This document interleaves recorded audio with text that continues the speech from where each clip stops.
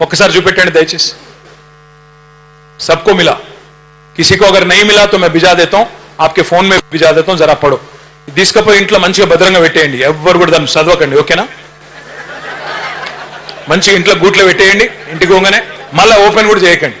పిల్లలు కదా హోంవర్క్ ఇస్తే ఇంటికి తీసుకుపోయి ఆడ వారేస్తారు చూడు, అట్లా పెట్టేయండి మంచిగా. నా రిక్వెస్ట్, దయచేసి ఇలా పెద్ద గొప్ప ఇదేం లేదు, అర్థం కాని బ్రహ్మ పదార్థం ఏం లేదు. ఒక 5 నిమిషాలు టైం తీసుకొని చదవండి. అందులో ఏం లేదు, మీరు చేయాల్సిన పనిలా గివే. ఒకటి, ఆ బిఎల్ఓ నెంబరు, బిఎల్ఓ ఎవరైతే ఆఫీసర్ ఉంటారో వారెంబడ మనం కూడా పోవాలి, ఇంటింటికి పోవాలి. బూత్ లెవెల్ అంటే మీకు 1000 ఓట్లు ఉంటాయి. 1000 ఓట్లు అంటే ఇక్కడ 300 ఇండ్లు అనుకోండి, అంతకంటే ఎక్కువైతే ఉండే. ఆ 300 ఇండ్లకు పోవాలి మనం నెల రోజులలో, అంటే రోజుకు 10 ఇండ్లు, అంతకంటే ఎక్కువ కూడా కాదు.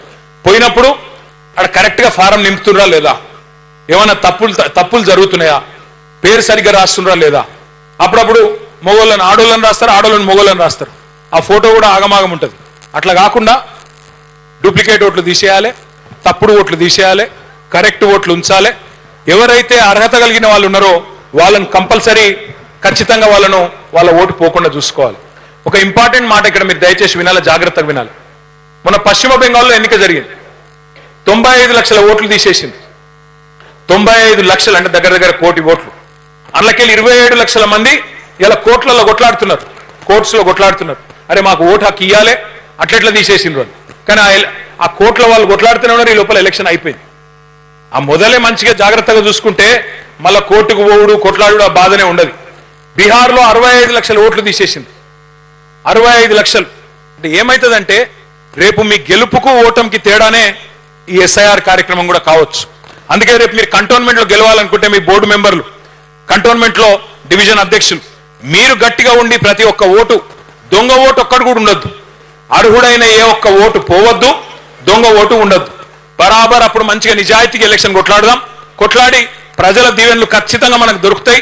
మళ్ళా కేసీఆర్ గారు ముఖ్యమంత్రి కావాలనే కోరిక ప్రజల బలంగా ఉంది. మనం గట్టిగా పనిచేస్తే చాలు ఒక నెల రోజు. కాబట్టి ఇది మనం చేయాల్సిన పని. Next slide. మనం చెప్పేది ఒకటే, ఒక్క ఓటు కూడా, అర్హుడైన ఒక్క ఓటు కూడా పోవద్దు. మైనారిటీలలో భయం ఉంది. माइनॉरिटी हमारे भाई बहन जितने लोग यहाँ पे हैं, आप तमाम भाइयों में बहनों में एक खौफ है, एक डर है कि कहीं हमारा वोट नहीं निकाल देते क्या. नहीं, आपके लिए हमारे केसीआर साहब का आदेश है, आपके लिए हम जिद्दोजहद करेंगे, हमारे बूथ लेवल एजेंट जिद्दोजहद करेंगे.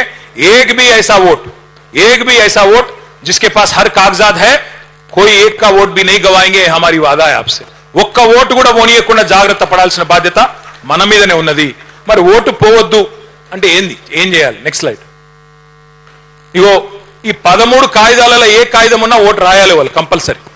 ఈ 13 ఇట్లా ఏదైనా సరే ఉన్నా, రేషన్ కార్డు కానీ, పాస్పోర్ట్ కానీ, 10th క్లాస్ సర్టిఫికేట్ కానీ, ఆధార్ నంబర్ కానీ, అట్లాగే SC ST సర్టిఫికేట్ కానీ, ఇట్లా 13 రకాల కాయిదాలలో ఏ ఒక్క కాయిదం ఉన్నా సుప్రీంకోర్టు తీర్పున్నది, బరాబర్ ఓటు రాయించవచ్చు.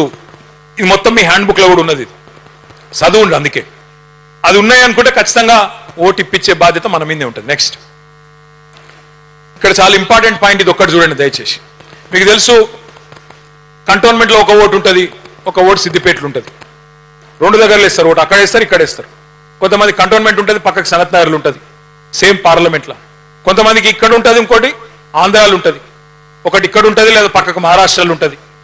అట్లా 4 రకాల డూప్లికేట్ ఓట్లు ఉంటాయి.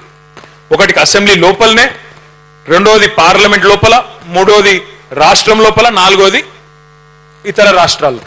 మేమేం చేస్తామంటే పార్టీ నుంచి మీ కంటోన్మెంట్ మెంబర్షిప్ ఇన్ఛార్జిగా ఉన్న క్రిషాంక్ గారికి మొత్తం డూప్లికేట్ ఓట్ల లిస్టు మీకు అప్పచెప్తాం. మీకు మొత్తం అది ఆల్రెడీ మనం తయారు చేసినాం. మీ దగ్గర 2025 ఓటర్ లిస్టు ప్రకారం ఎన్ని డూప్లికేట్ ఓట్లు ఉన్నాయి ఇది మీకే అప్పచెప్తాం. డివిజన్ల వారీగా దయచేసి నివేదిత గారు, గజ్జల నాగేష్ గారు, మన బోర్డు మెంబర్లు అందరూ కూర్చొని సమిష్టిగా ఏ డివిజన్ లో డూప్లికేట్ ఓట్లు ఎక్కడున్నాయి, ఏ బూత్ పరిధిలో ఎక్కడున్నాయి, అది మీకు లిస్టు మీకే ఇస్తాం. ఇస్తే మీరేం చేయాలి? టిక్కు పెట్టుకోవాలి. ఉదాహరణకు మీకు ఒక ఎగ్జాంపుల్ చెప్తా. ఇక్కడ చూడండి, ఒక అమ్మాయి పేరు ఏ లావణ్య, భర్త పేరు ఏ శ్రీనివాస్. ఇది ఒరిజినల్ లిస్ట్. ఇది జూబ్లీ హిల్స్ లో 2 ఓట్లు ఉన్నాయి ఆమెకి, ముషీరాబాద్ లో 1 ఓటు ఉంది, అంబర్పేటలో 1 ఓటు ఉంది, ఖైరతాబాద్ లో 1 ఓటు ఉంది. ఒకటే మనిషికి 5 ఓట్లు ఉన్నాయి. మొన్న జూబ్లీ హిల్స్ లో కాంగ్రెస్ వాళ్ళు లంగలు అజ్జేసే గెలిచారు, 12,000 ఓట్లు రాయించి మనం మెలుకునే కంటే ముందే రాయించుకున్నారు. మొత్తం దొంగ ఓట్లు రాయించుకొని వాటితోనే గెలిచింది. ఇప్పుడు మరి లావణ్య అనే అమ్మాయి ఎక్కడ ఉంది, మనం దొరకబట్టాలి. ఆమె ఒకవేళ రసూల్పురాలో ఉంది అనుకో, ఆమె ఇల్లు అక్కడనే ఉంది అనుకో, ఆడ రాయించాలే, మిగతా అన్ని చోట్ల ఆటోమేటిక్గా కొట్టుడు పోతుంది. ఆమె ఎక్కడైతే ఉన్నదో అక్కడ రాయిస్తాం, మిగతా అన్ని చోట్ల ఆటోమేటిక్గా ఎగిరిపోతుంది. అప్పుడు ఏమవుతుంది, ఒక మనిషికి ఒక ఓటు అని అంబేద్కర్ గారు అయితే చెప్పినరో అది నిజమవుతుంది. లేకపోతే ఒక్కొక్కరు 10 ఓట్లు వేస్తే ఇక మళ్ళీ మనం కథం అవుతాం ఆఖరికి. అది అసలు ఉద్దేశం. నెక్స్ట్ ఇక మీకు ఒక హ్యాండ్ బుక్ ఇచ్చినాం, ఇంకొక వర్క్ బుక్. హ్యాండ్ బుక్ ఇప్పుడు ఇచ్చాము, వర్క్ బుక్ కూడా మీకు ఇస్తాం. వర్క్ బుక్ అంటే ఏంది, మీకు ఇచ్చే ఓటర్ లిస్ట్, మీకు డివిజన్ల వారీగా ఇచ్చే ఓటర్ లిస్ట్, బూత్ల వారీగా ఇచ్చే ఓటర్ లిస్ట్, అది కూడా ఇచ్చినారా? ఇస్తే ఆ వర్క్ బుక్ లో మనం టిక్ పెట్టుకుంటా ఉండాలి. మీరు రోజు తిరిగే 10 ఇండ్లు ఏవైతుంటాయో ఆ 10 ఇండ్లలో ఓటర్లు ఎవరు ఉన్నారు, కొడుకు, బిడ్డ, వాళ్ళ అమ్మ, నాయన ఎవరు ఉన్నారు, అందరు ఉన్నారా లేదా టిక్ పెట్టుకోవాలి. లేకపోతే అక్కడ ఏమైనా ఫైల్ చేసేది ఉంటే, కొత్త ఓటు రాయించేది ఉంటే ఒక ఫామ్ నింపియాలి, ఓటు తీయించేది ఉంటే ఇంకో ఫామ్ నింపియాలి. ఫామ్ 6, ఫామ్ 7, ఫామ్ 8 అని ఉంటాయి. మళ్ళీ మీకు అవన్నీ కూడా పంపిస్తాం. క్రిషాంక్ మీకు అంతా గైడెన్స్ ఇస్తాడు. కాబట్టి జాగ్రత్తగా ఓట్లు కాపాడుకునే ప్రయత్నం మనం చేయాలని చెప్పి నా ప్రార్థన. చివరిగా లాస్ట్ నెక్స్ట్ చివరిగా నేను ఒకటే మీకు గుర్తు చేస్తా ఉన్నా, ప్రతి ఓటు విలువైందే. నా పోలింగ్ బూత్ నా బాధ్యత, మా బూత్ బహుత్ మజ్బూత్ అని పెట్టిరు మనోళ్ళు. చాలా సంతోషం. ఎందుకంటే ఎలక్షన్ గెలవాలంటే ఎవరి బూత్ల వాళ్ళు మెజారిటీ తెస్తే మళ్ళీ కంటోన్మెంట్ సీట్ గెలుస్తాం మనం.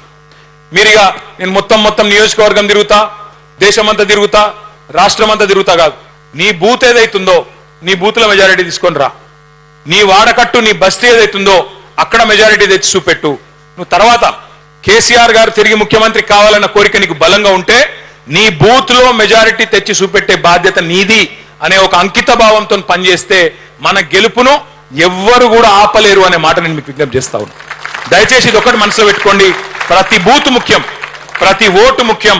అందుకే ఎస్ఐఆర్ కార్యక్రమం జూన్ 25 ఏదైతే చాలా అవుతుందో దాన్ని జాగ్రత్తగా తీసుకోండి.